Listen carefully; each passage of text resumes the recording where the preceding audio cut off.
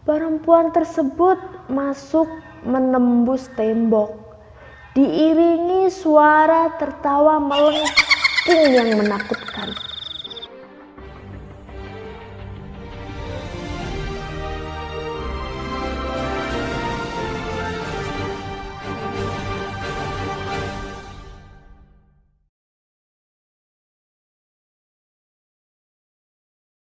Hai gengs, apa kabar kalian?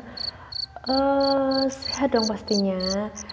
Oke, setelah sekian purnama, Coko berhibernasi dengan cerita horornya. Di kesempatan kali ini, Coko bakal bawain cermis lagi atau cerita misteri dari temen Coko. Ini namanya minta disamarin ya, panggil saja dia Kak Yanu. Nah, oke, mari kita sambut ceritanya. Subscribe. Halo, pakai nama samaran aja ya, panggil saja saya Mas Yanu.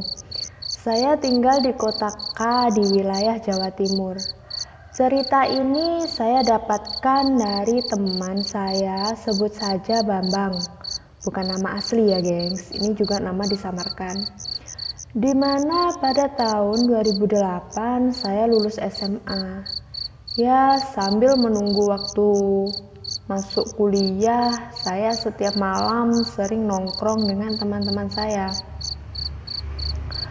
Pada waktu itu teman saya cerita ada pedagang tahu tek yang memang sering lewat di perumahan kami.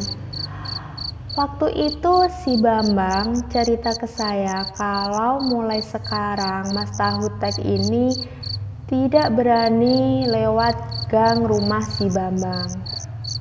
Karena pernah suatu malam Mas Tahu lewat gang rumah Bambang, ada pembeli wanita yang memanggil Mas Tahu seperti orang pada umumnya, gengs.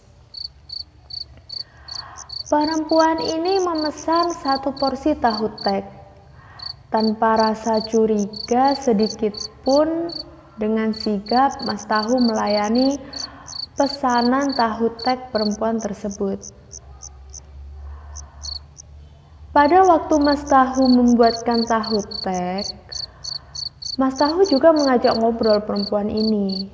Ya, sambil mengakrabkan diri agar terkesan ramah. Dan mungkin ketika pelanggan ini merasa nyaman dan merasa akrab, mungkin juga bisa menjadi pelanggan tetap Mas Tahu Tek ini. Sekitar 10 menit berselang, pesanan pun selesai dan Mas Tahu hendak memberikan pesanan tersebut, gengs. Saat akan diberikan, perempuan tersebut bilang ke Mas Tahu, "Sebentar, saya ambilkan dulu uangnya ya mas." Tanpa rasa curiga, Mas Tahu pun mengiyakan. "Ya mbak, silahkan." Tapi alangkah terkejutnya Mas Tahu saat melihat wanita tersebut hendak masuk ke rumahnya.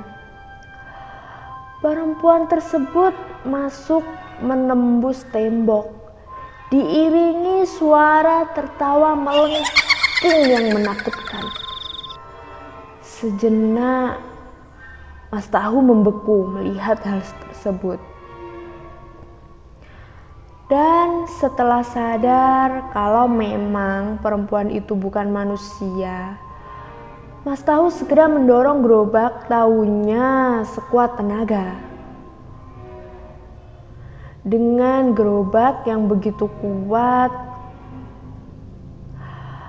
yang begitu berat, Mas Tahu mengeluarkan sekuat tenaga untuk terus berlari sambil mendorong gerobaknya.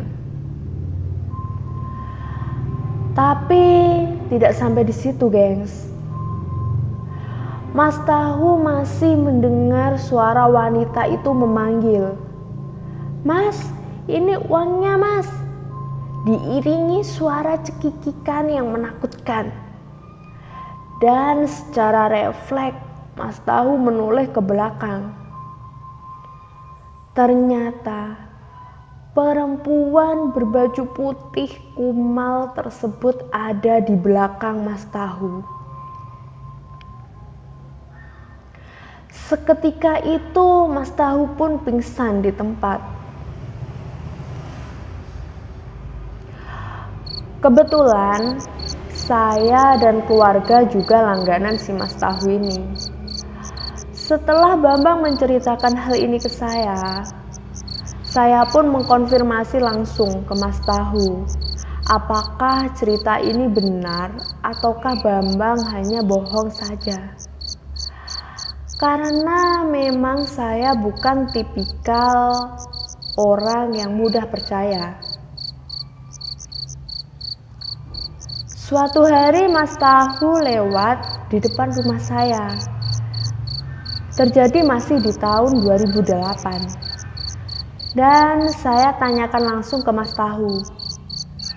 Dan memang apa yang diceritakan Mas Tahu sama persis dengan apa yang diceritakan Bambang. Saya juga tanya saya juga tanya jam berapa kejadiannya. Mas Tahu memperkirakan di atas jam 10 malam, gengs. Tapi Mas Tahu juga lupa persisnya jam berapa. Cuma perkiraannya beliau itu jam 10 malam. Lalu saya tanya ke Mas Tahu, rumah yang mana yang ada wanita hantu tersebut. Nah, Mas Tahu menunjukkan rumah yang ada di pojok gang. Dan memang setahu saya rumah tersebut sudah lama kosong. Saat itu saya juga tanya ke Mas Tahu setelah pingsan apakah tidak ada yang menolong.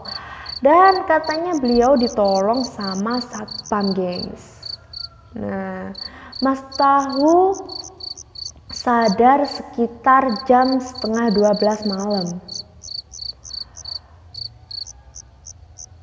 Karena memang di perumahan saya ada satpam yang keliling setiap malam untuk menjaga keamanan.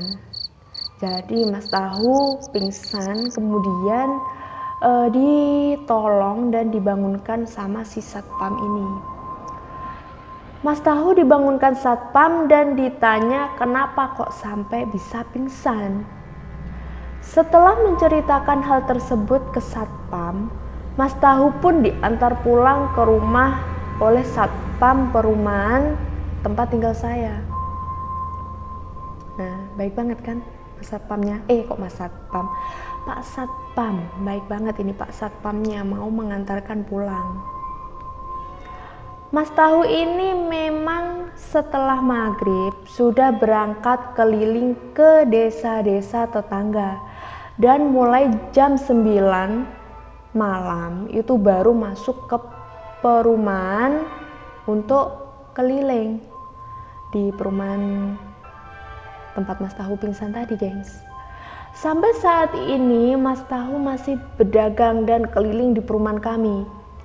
Beberapa hari yang lalu saya juga beli tahu tek beliau dan saya tanyakan kejadian ulang pada tahun 2008 tersebut. Dan masih saja Mas Tahu sampai sekarang tidak berani lewat gang rumah Bambang itu, gengs. Sempat saya goda Mas Tahu kalau beliau berani lewat gang rumah Bambang, saya siap memborong semua dagangan tahu tek beliau. Tapi tetap saja Mas Tahunya nggak mau. Masih ada beberapa cerita yang akan saya kirimkan. Selain yang saya alami sendiri, juga ada dialami oleh orang-orang di sekitar saya. Nah, oke, gengs, jadi itu tadi cerita dari Kak Yanu yang berasal dari kota K. Nah, di sini Kak Yanu menceritakan ulang kejadian yang dialami sama Mas Tahu yang sama Mas Tahu tek. Nah, jadi terima kasih Kak Yanu kalau misalkan melihat channel Joko bisa komentar di kolom bawah. Nah, ini ceritanya Kak Yanu. Nah, nanti katanya masih banyak sekali pengalaman dari Mas Tahutek ini.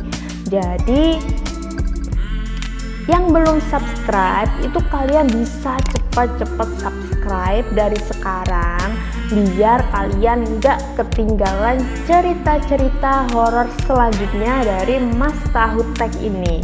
Jadi nanti akan banyak sekali cerita-cerita horor misteri dari Mas Tahutek ini yang semakin seru, gengs. Jadi biar kalian gak ketinggalan, tetap Joko ingetin kalian harus subscribe dan jangan lupa nyalakan tombol lonceng di bawah. Oke? Oke, jadi akhir kata, thank you dan semoga kalian tetap diberikan kesehatan, rezeki yang melimpah, dan selamat beraktivitas kembali. Dadah.